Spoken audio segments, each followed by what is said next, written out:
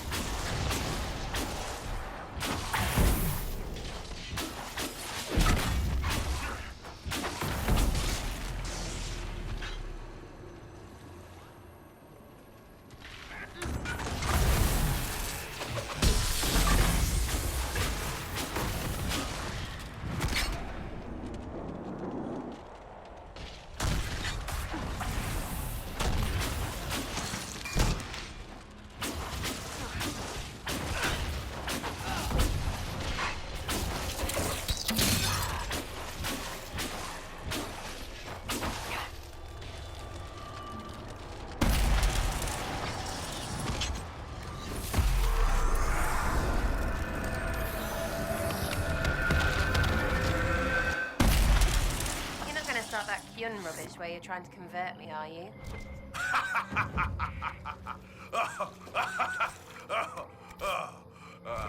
No. What's so funny about that? You aren't really Vidithari material. What's that mean? I could be a Vivi, one of those things. Bloody good one, too.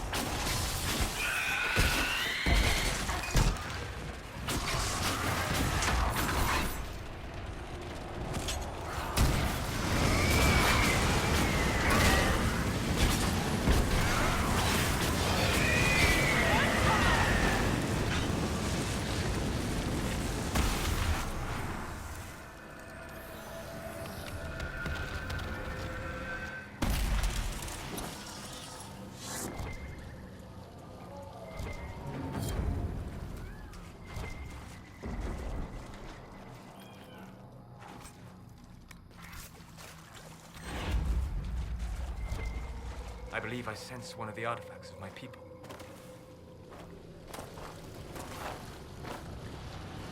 Excellent. The wards are functioning again.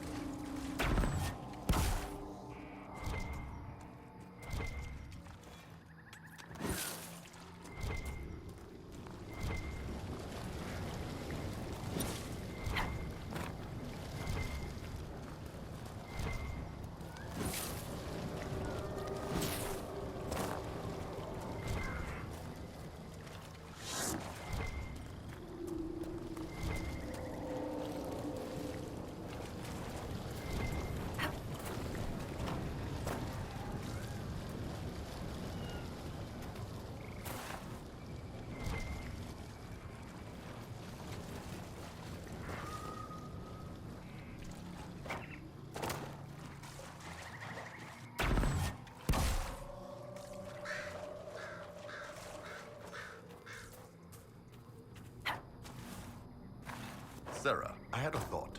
The next time we run into a line of enemies, I'll pick you up and throw you. Get off. No, this could work. I loft you over the front range, you land behind them to flank, mayhem ensues. I can't fly, you daft tit. Think of the mayhem, Sarah. Mayhem. I get a wedge up something fierce. Look, you and Varric are the only ones small enough, and he's pretty dense. We'll do some bloody presses.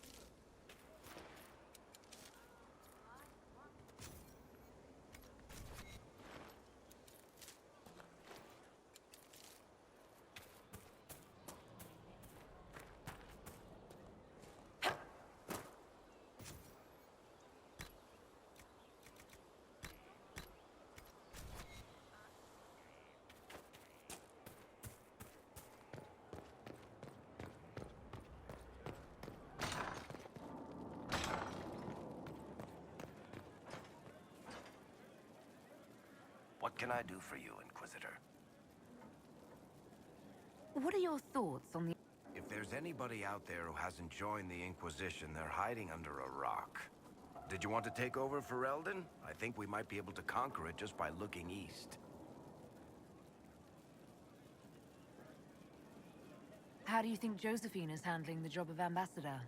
I'm starting to get the feeling that this is all a warm-up before she takes over Antiva in a bloodless coup. What do you think of our general? Find him a war or something. If he spends any more time in the yard drilling, Josephine will have him killed. What do you think of Leliana's work? She scares me. Mostly in a good way. At least I'm reasonably sure she's on our side. Good to know. Back to work, then.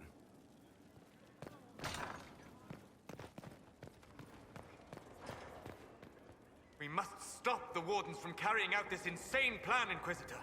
To seek out these old gods deliberately in some bizarre attempt to preempt the Blight.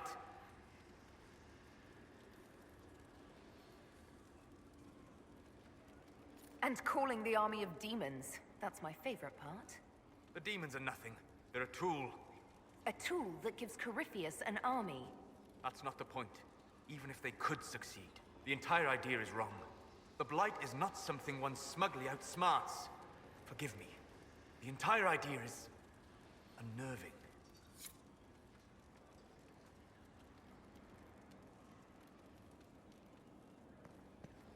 You have begun practicing new magical forms. Interesting. You seem to be drawing upon the raw substance of the Fade. Likely using your mark as a catalyst. I use similar techniques, although it took me years to learn them. Why did you choose such an esoteric area of study?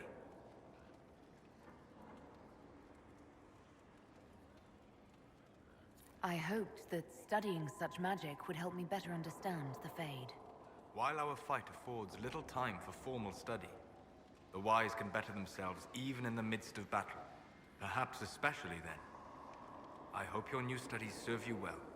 Did you need anything else? I need to know more about Corypheus. You shamed him when you destroyed Haven. Spoiled his glorious victory. It would be worse to acknowledge that you had done so. He must continue on his course or show weakness. He will return to his plans to throw Olay into chaos, and then conquer it for Devinter. I'd like to hear more about what you saw in your exploration of the Fade.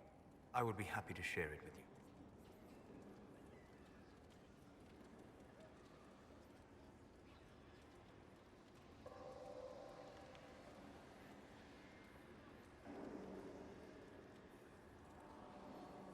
Tell me about the old ruins you explored.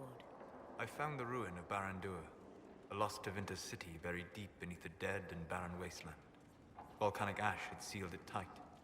In one dark moment, every living creature in the city seared and smothered. They were statues in the ashes, like a mold made to recall the lost. Tell me about a spirit you encountered. I met a friendly spirit who observed the dreams of village girls as love first blossomed in their adolescence. With subtlety, she steered them all to village boys with gentle hearts, who would return their love with gentle kindness. The matchmaker, so I called her. That small village never knew its luck.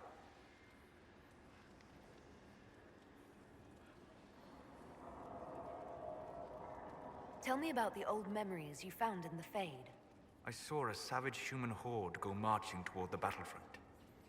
They sang a soldier's hymn to keep formation. The primal music shook the ground.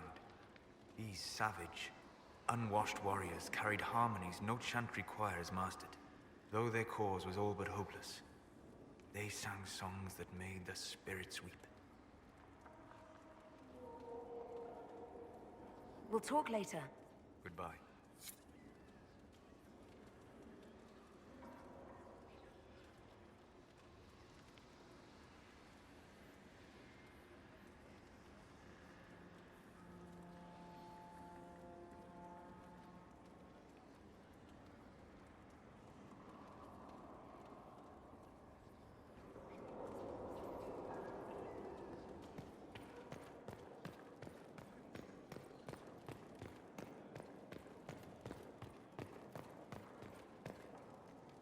Questions, questions. I'd like to ask you about Tevinter. Ah, yes. Everyone outside the Imperium always see... Probably why they come up with so many ridiculous tales. Flying cows over Minrathous. That's madness. All right, that one's actually true, but the cows didn't have wings. I digress. Anything in particular you wanted to know? There's an Imperial Chantry, isn't there? With its own divine. You people aren't supposed to talk about the Black Divine, are you? If you mention him outside the Imperium, people make that face, like you're urinating in public. But yes, we do have the Chantry, or a version of it. Night and day comparing it to yours. Is the Imperial Chantry so different from ours? Not in theory. The main difference is in the whole magic is meant to serve man, not rule over him business. Back home, ruling the unwashed masses is serving them, for the good of the Imperium. Perhaps it started with good intentions, but these days it's academic. The circles are in command.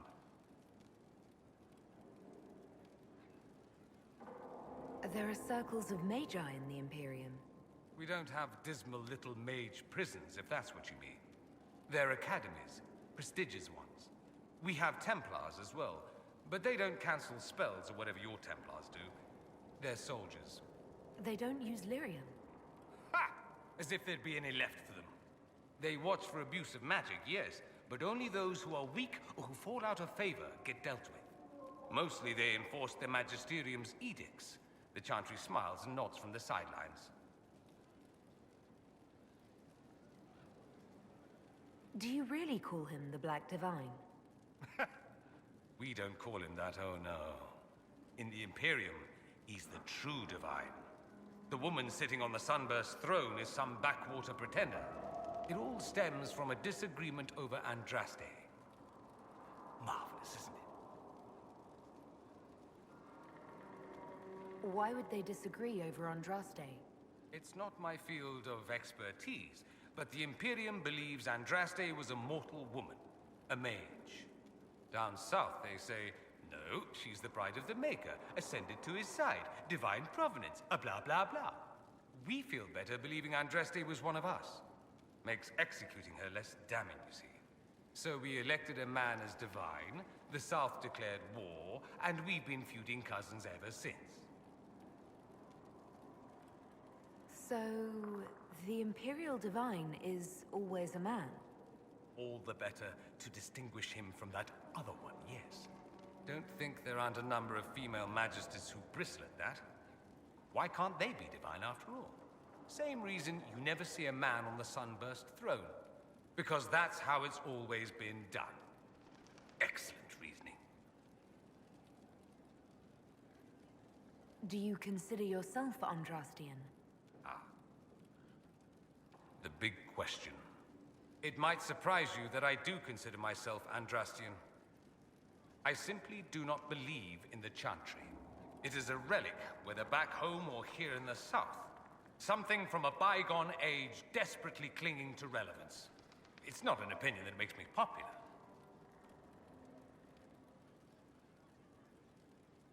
I share your opinion, actually. That's not surprising, considering what the Inquisition represents. I'll say this. I may not believe in the Chantry, but I believe in you. In me? That the Maker sent you, whether through Andraste or fate. Cassandra is not wrong. You saw that in the future, without you, Corypheus prevails. You are our bulwark against evil.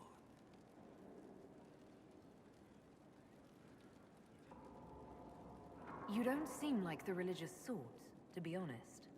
If you define religious as sitting in a chantry and listening to a blithering hen tell you how to live, then no. If you define it as believing in the possibility that something larger than yourself exists, then yes, by all means. The world is bigger than I, even bigger than you. It laughs at all the things we think we know. The Maker doesn't need me to believe, but I do. The thought of no one at all watching out for us is too frightening. Let me ask you something else. So many questions.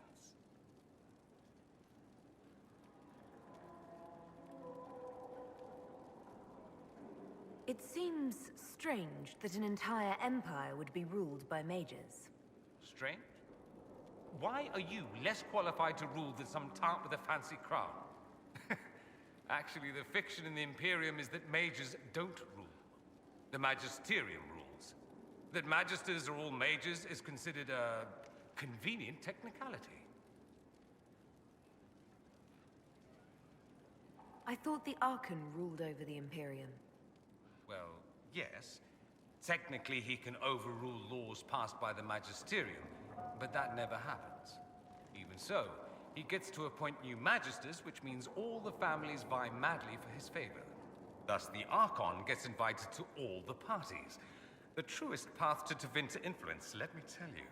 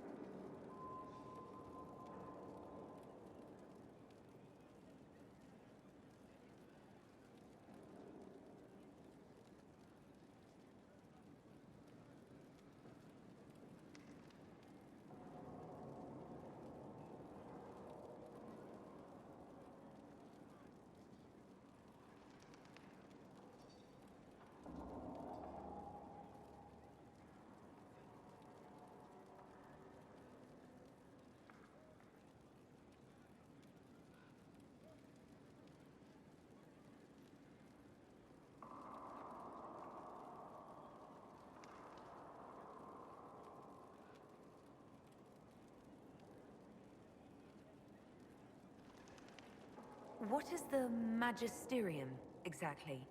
The upper house of the Imperial Senate, and the only part worth having a seat on. Those seats are split among the circles of Magi, the Chantry, and the major families. All majors now. It's odd that outside the Imperium, you use Magister like it applies to every Tevinter mage. If you're not a Magister, then what are you called? No special title? I'm an Altus, which is almost as good as a Magister, depending on who you ask.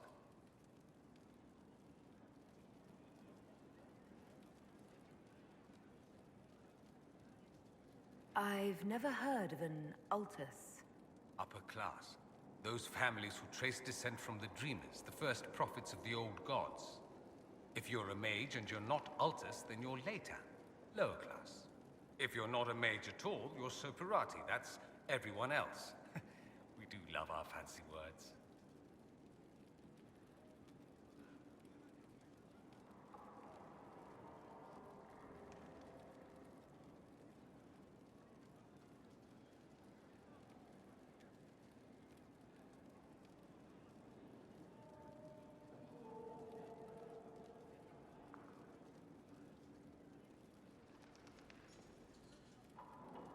If it's a fiction, that means mages do rule then.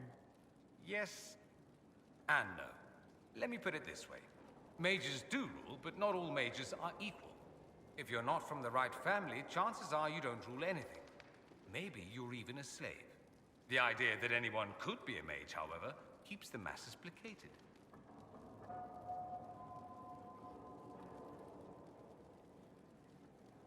Can anyone be a mage? Technically, the potential runs mostly in bloodlines, but it's been known to happen.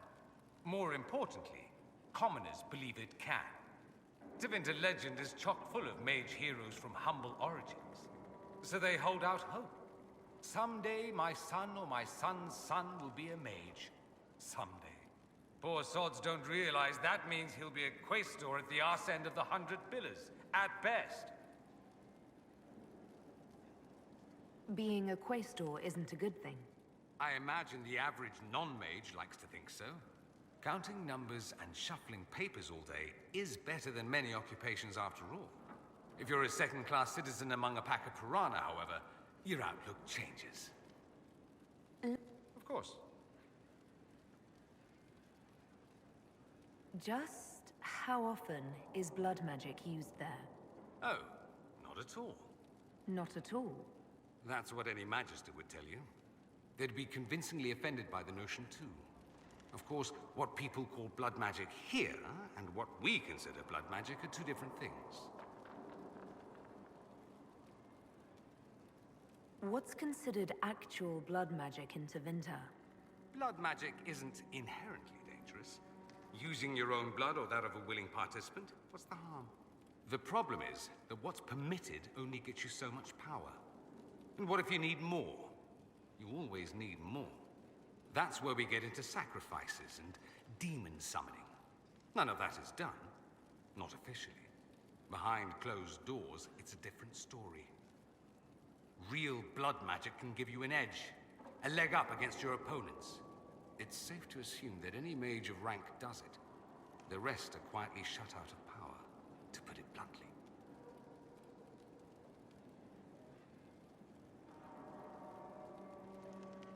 You'd think the Templars would object. I imagine they did, long ago. Once, their investigations might have been sincere. Then their balls were cut off. Too inconvenient. Nowadays, only the friendless are accused. And most of them probably innocent.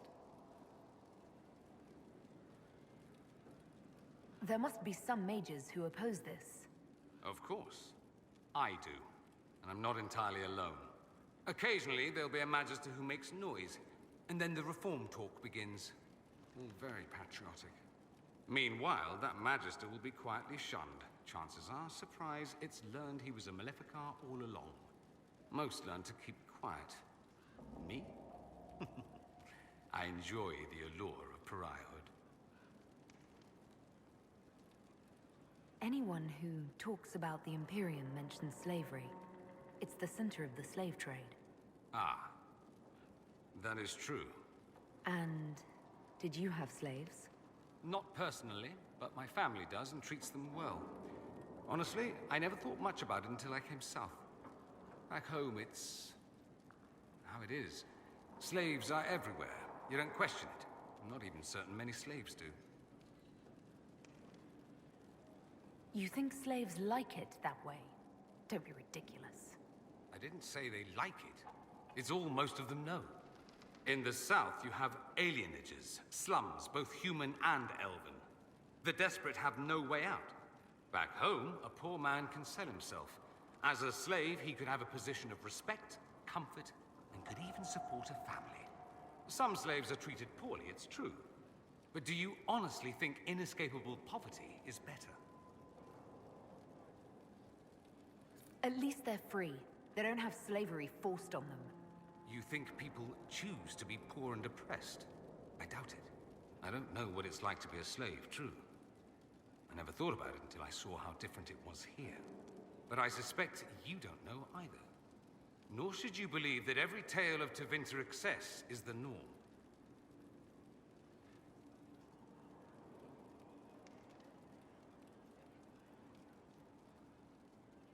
I'm wondering if the Imperium would be a useful ally. I'd think you'd be more concerned whether or not they'd support the Venatori. They won't, of course. At least, not officially. They'll disavow all knowledge of dangerous cultists. Secretly, many Magisters will rejoice at the idea. And if the South falls to chaos in the meantime, all the better.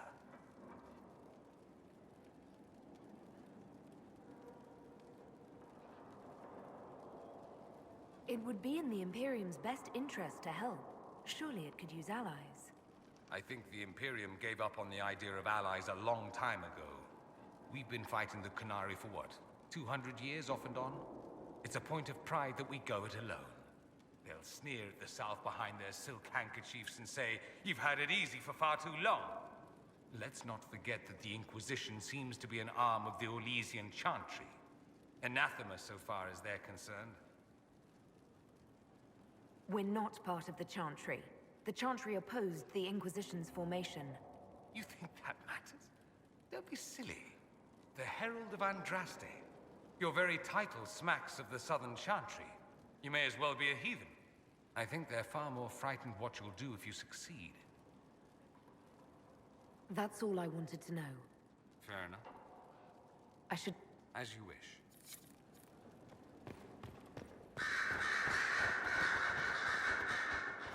A request has been made of you, Inquisitor. Here it is.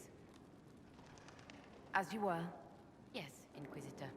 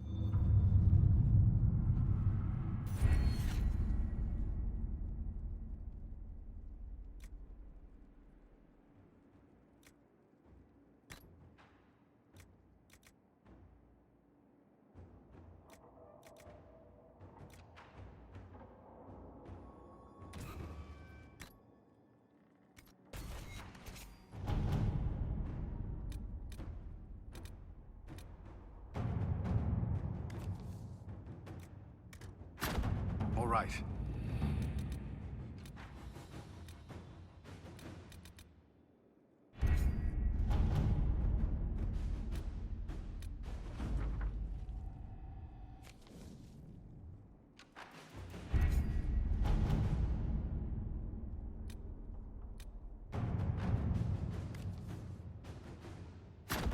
Inquisitor.